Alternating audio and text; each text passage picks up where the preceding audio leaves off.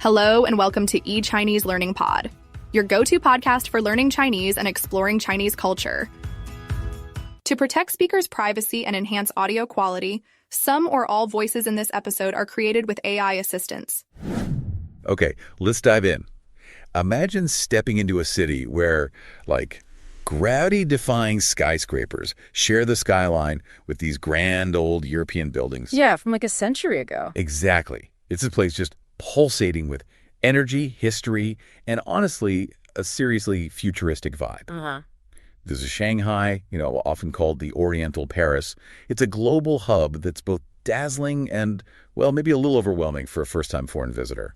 It really is a city of fascinating layers, isn't it? You've got the deep history, the colonial architecture, those traditional gardens. Right. And then you turn a corner and bam, it's all cutting-edge modernity and lightning fast tech. Totally. And that's why we're here today. That now is actually a particularly opportune time to visit. Oh, tell us why. What's happening that makes visiting China and Shanghai specifically easier right now? Well, two big things really stand out in this. First, there's this expanded visa-free entry policy. Oh. Ordinary passport holders from, I think it's 38 countries now, can enter China visa-free for up to 30 days. 30 days, wow. Yeah, covers tourism, business, visiting family, or even just transiting through. 30 days visa-free. That's a pretty significant change for a lot of travelers, right? It really lowers the barrier to entry. Totally. Makes spontaneous trips or, longer stays much more feasible without all that visa application hassle. Absolutely. And this policy, it's in effect until December 31st, 2025. So there's a clear window to take advantage of it. Good to know there's a time frame. What's the second thing? The second major positive is a new nationwide VAT policy. It's called refund upon purchase for foreign tourists. Instant tax rebates. That sounds pretty good. How does that work exactly? So it just started April 8th, 2025. Eligible visitors can get instant value-added tax rebates. Right away? Yeah, right at designated tax-free stores. You use a credit card pre-authorization process, getting money back right when you buy something. Which you could then use for, more experiences or shopping during your trip. Precisely, that's the idea. So between removing the visa hurdle for many people and literally giving you some money back as you shop. It really does feel like China is actively making an effort to welcome back international tourists. It positions now as a moment where access and convenience are significantly improved for travelers from those specific countries. Okay, so the door is open, metaphorically speaking. But once you're planning that first trip, what are the absolute must-dos for preparation? Especially navigating, the digital world and the language barrier. The first big hurdle is what's commonly known as the Great Firewall. Right. The digital barrier we've all heard about. What does that actually mean for your phone and your online life once you land in Shanghai? Well, it means most of the Western apps and websites you probably use every single day. Think Google, Facebook, WhatsApp, Instagram, TikTok, YouTube. Usual suspects. Yeah, they're blocked. You just won't be able to access them without a workaround. So your normal digital tools are just offline. Poof. Pretty much, yeah. Poof. It is critically important to install a VPN on your devices before you arrive in China. Before. Got it. Trying to download one once you're already behind the firewall is notoriously difficult, sometimes impossible. Any specific VPNs may be cautioned against? Let's see. 1.1.1.1 and VPN bucks were mentioned positively. ExpressVPN is popular, but it didn't work for them, even though they paid for it. Oh, okay. That's not ideal. No. So the strong advice here is to have at least 2 different VPNs installed as a backup, just in case one fails to connect when you really need it. Smart thinking. Always have a plan B. What about work stuff? Emails, Teams? Interestingly, the sources do mention that apps like Outlook and Microsoft Teams might, even without a VPN, which is, potentially good news for business travelers. Okay, so digital access requires planning ahead. Got it. Now, what about paying for things? China's reputation as a cashless society precedes it. It's absolutely true. Shanghai and other major Chinese cities have rapidly moved to a point where WeChat Pay and Alipay are the dominant payment methods. Dominant as in? As in, they state it's almost impossible to get by without using them. Almost impossible. So cash is really that rare? Yeah, especially in urban areas, cash is, it's rarely used. I mean, ATMs exist, but you'd need to check if your foreign card works. And honestly, the primary way you'll pay for almost everything is through these mobile wallets. Okay, so how does a visitor actually set that up? Right. So you'll need to set up an Alipay digital wallet. Apparently, this is becoming easier for tourists. That's good. Yeah, and you can link a foreign credit card to it. There might be like a time limit, maybe 30 days, or a transaction limit for tourists using foreign cards. Ah, right. So getting this set up, ideally before you go or like immediately upon arrival, is flagged as one of those potential initial hurdles if you don't tackle it proactively. So VPNs and mobile payments, essential tech prep. Got it. What about just talking to people? How big is the language barrier? It can definitely be a challenge. No sugarcoating it. While you'll find English speakers in the main tourist areas, hotels, that sort of thing, most people, especially once you get outside those zones, they probably won't understand or speak English. Yeah. So you really can't just assume everyone will understand you. Exactly. Making an effort, even just learning a few basic phrases is like hugely appreciated. It can smooth interactions significantly.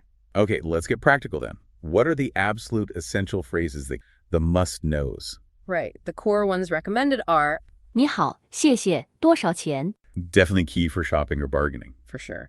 And 我不会说中文， Which means? I don't speak Chinese. 我不会说中文。 It's just helpful to be able to say that. Those are fundamental. Okay. And for anything more complex, like understanding menus, signs, or having a more involved conversation, translation apps are indispensable. Any specific app recommendations? Baidu Translate is mentioned. It apparently has an English interface option. Good to know about the interface. Okay, translation app ready. And once you're ready to explore beyond just walking, how do you actually get around this huge city? Well, Didi is basically the equivalent of Uber or Lyft. It's the go-to app for taxis. Ah, ride hailing. Yeah, and you can often pay directly via your Alipay. Hailing a cab on the street, much less common now than it used to be. Okay, so mobile payments and ride hailing are the norm there too. Right. Speaking of getting around, let's talk about navigating Shanghai smartly. Let's cover budget and transport. Shanghai has this reputation for being quite expensive, right? It does, yeah. It's definitely one of the more expensive cities in the Asia-Pacific region. Okay. However, they quickly follow that up by stating that a budget-friendly trip is absolutely achievable. It just depends on your travel style and the choices you make. Okay, that's a relief. So how does this keeping costs down? What are the tips? Several key tips emerge. Traveling during the off-peak season is crucial. Definitely avoid the major public holidays like Chinese New Year, Mid-Autumn Festival, Golden Week. Because everything gets packed and prices shoot up. Exactly. Way more crowded, much more expensive. Utilizing Shanghai's extremely efficient public transport system is another major budget saver. It's very affordable. Public transport is always key in big cities. What else can visitors do to save some yuan? Take advantage of the many free attractions the city offers. There are quite a few.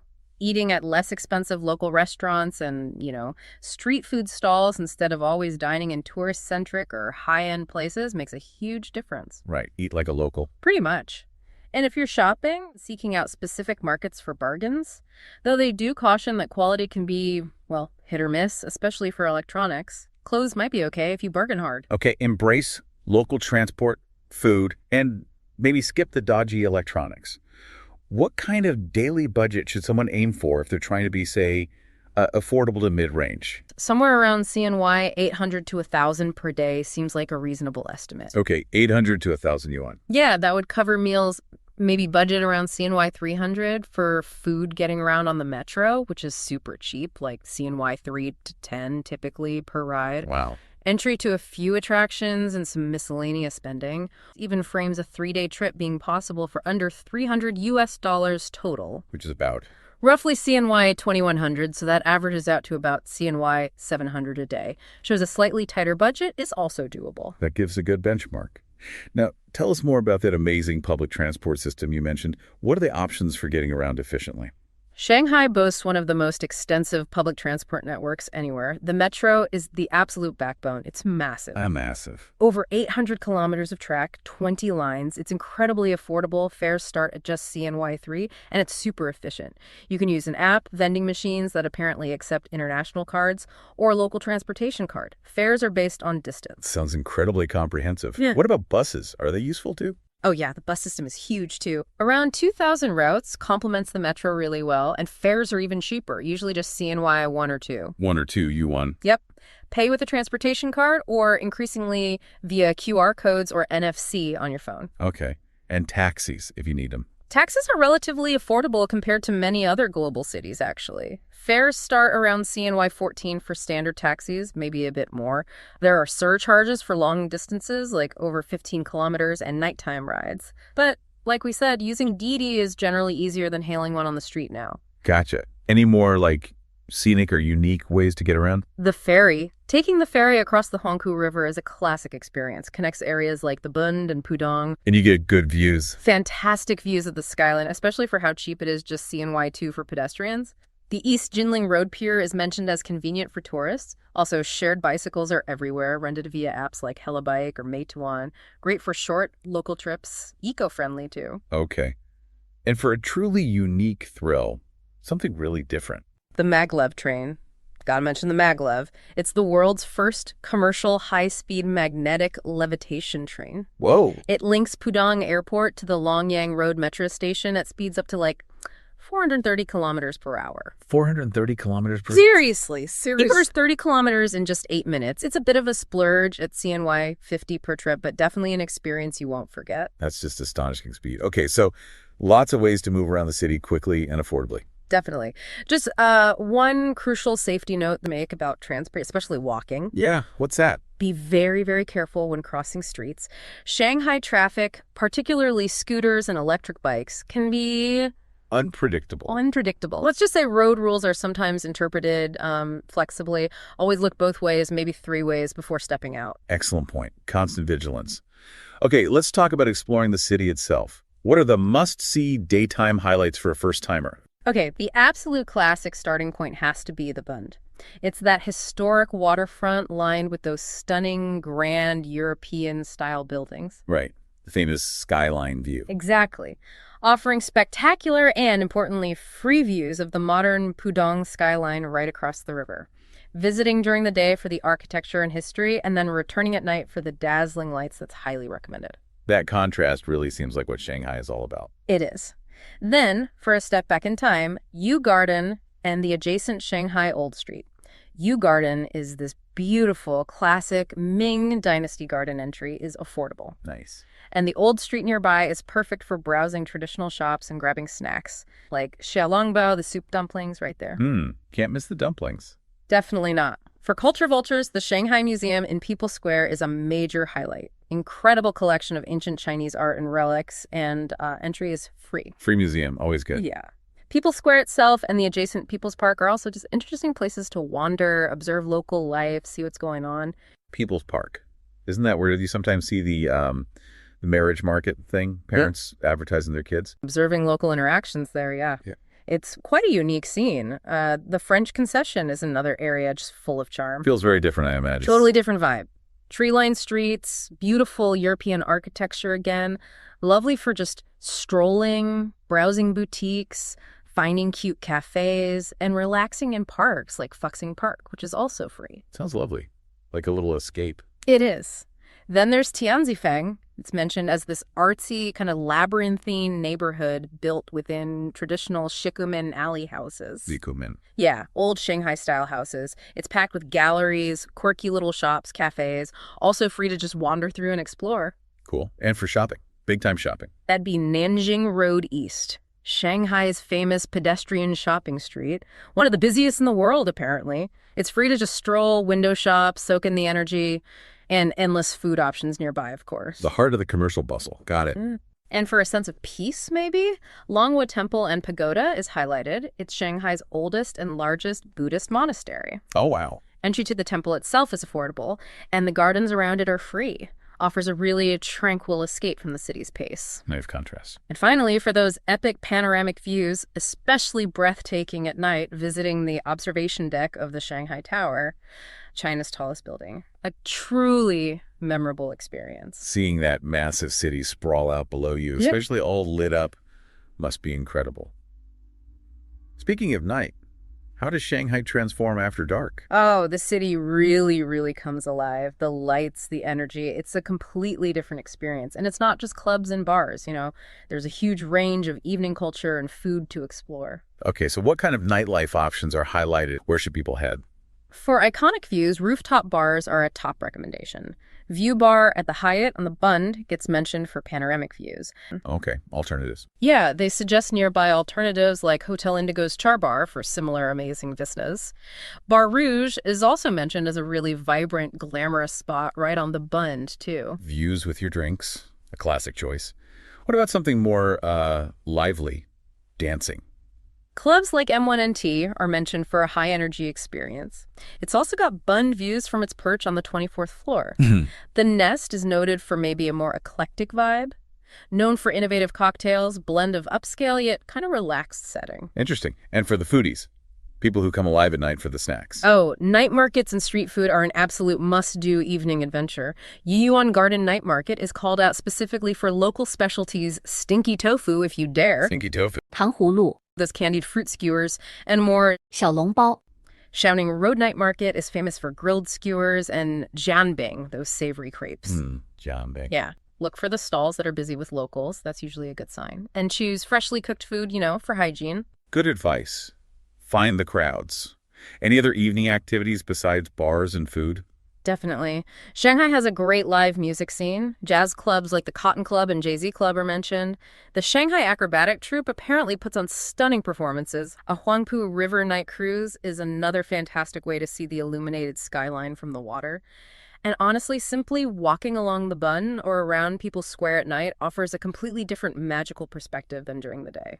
Sounds like the city offers a whole second layer of exploration once the sun goes down. Absolutely. And, seasonal events like the Lantern Festival or New Year's Eve along the Bund just add extra layers of vibrancy to the nightlife scene. Okay, let's talk specifics about the food itself. Yeah. What is Shanghai cuisine actually? Because it's often different from what foreigners expect from Chinese food, right? That's a really key insight. Yeah.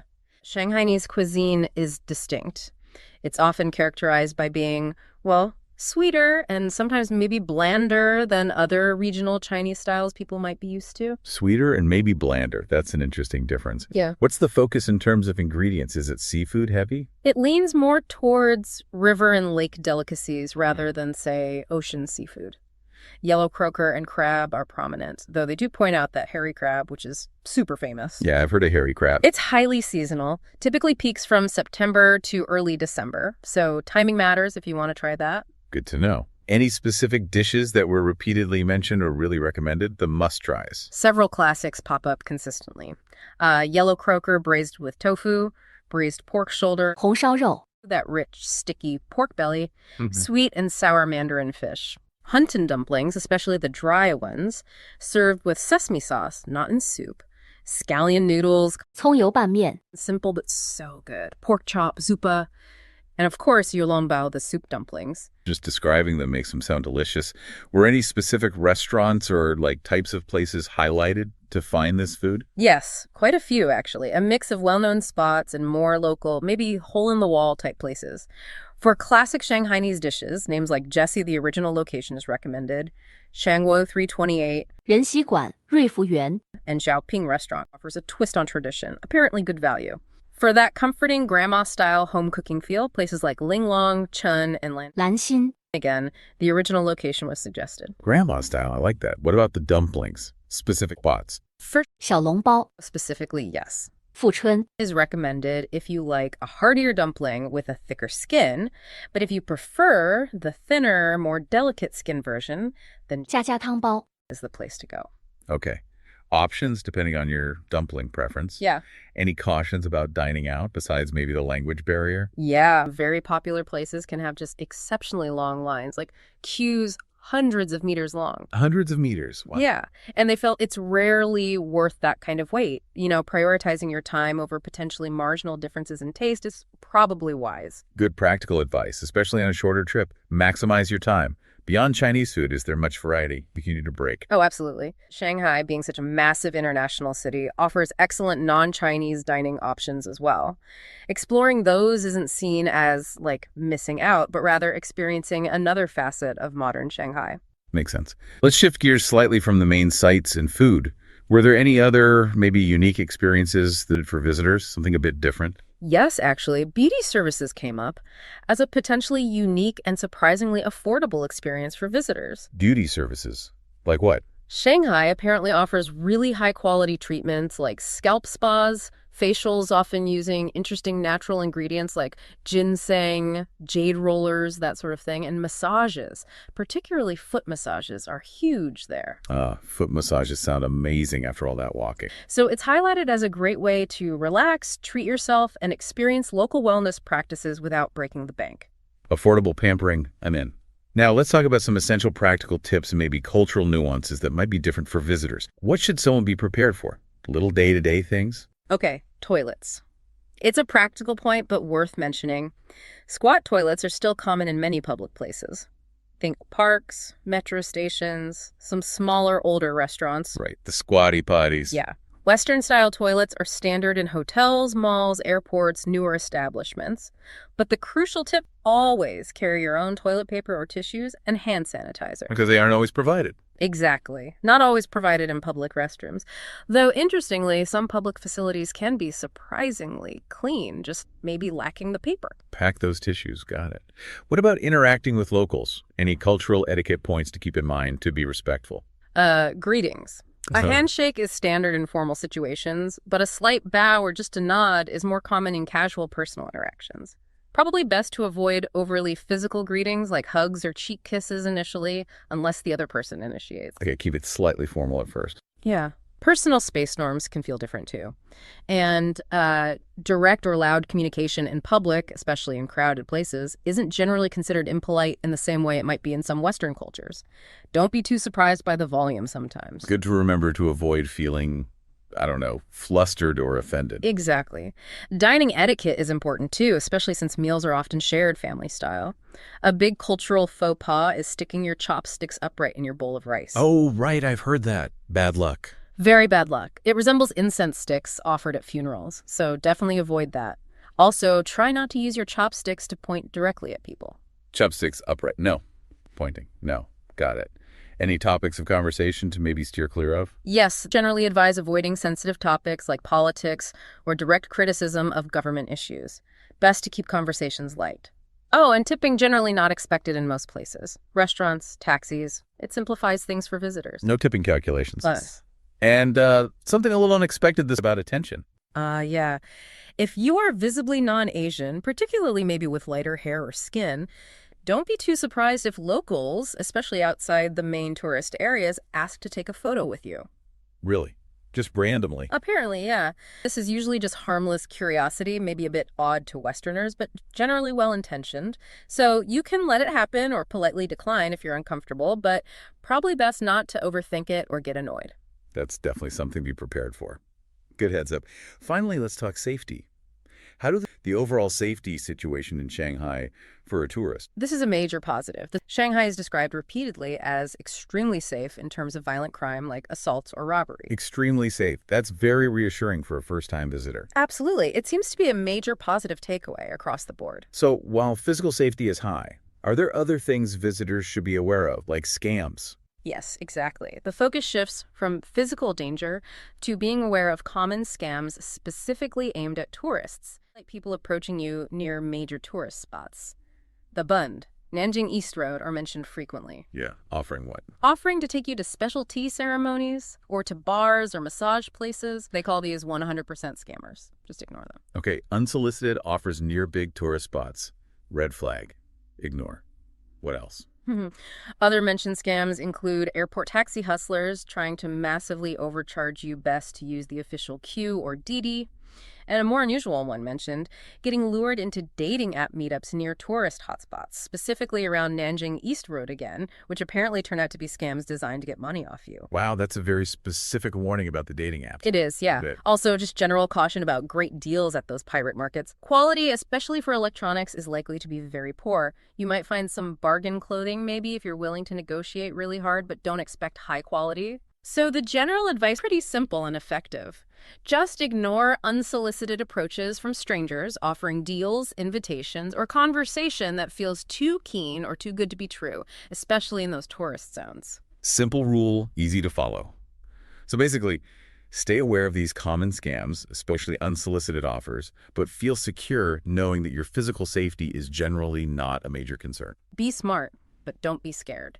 This has been incredibly insightful, Right. from getting the door open with the new policies. Yeah, navigating the whole digital landscape, the VPNs, the payments, the language basics. Mastering transport and budget, exploring the incredible sights by day and night, tasting the unique local cuisine. Handling those practicalities like toilets and tissues, understanding the cultural nuances, the photo requests. And importantly, staying safe by knowing what scams to look out for. Shanghai really emerges as this truly dynamic city. It sounds incredibly accessible now and exciting, blending that rich history with just cutting-edge modernity. Yeah, it offers such a massive range of experiences, doesn't it? From tranquil gardens to futuristic towers, that unique food, the vibrant nightlife. Absolutely. And it sounds like, with just a little bit of preparation, sorting out your tech beforehand, understanding how payments work, learning those few key phrases a first-time visit can be incredibly rewarding and much more manageable than you might first imagine. Totally. It feels like it's all about cutting through that initial overwhelming amount of information, like you said at the start. Exactly.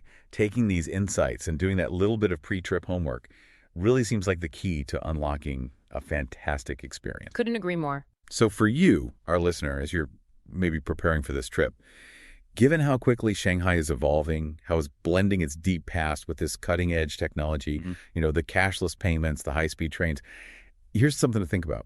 What's one way you think experiencing this rapid change firsthand could shift your perspective on the future? Not just the future of cities, but perhaps the future of daily life itself. That's a great question. Something to definitely ponder as you get ready to embark on your own deep dive into Shanghai. Want to get travel ready in Chinese? eChinese Learning offers travel Chinese lessons. You can try a free lesson at eChineseLearning.com. Want to practice what you've learned today with a real Chinese teacher? You can get a free one-on-one trial lesson at eChineseLearning.com. That's it for today's episode of eChinese Learning Pod. Thanks for tuning in.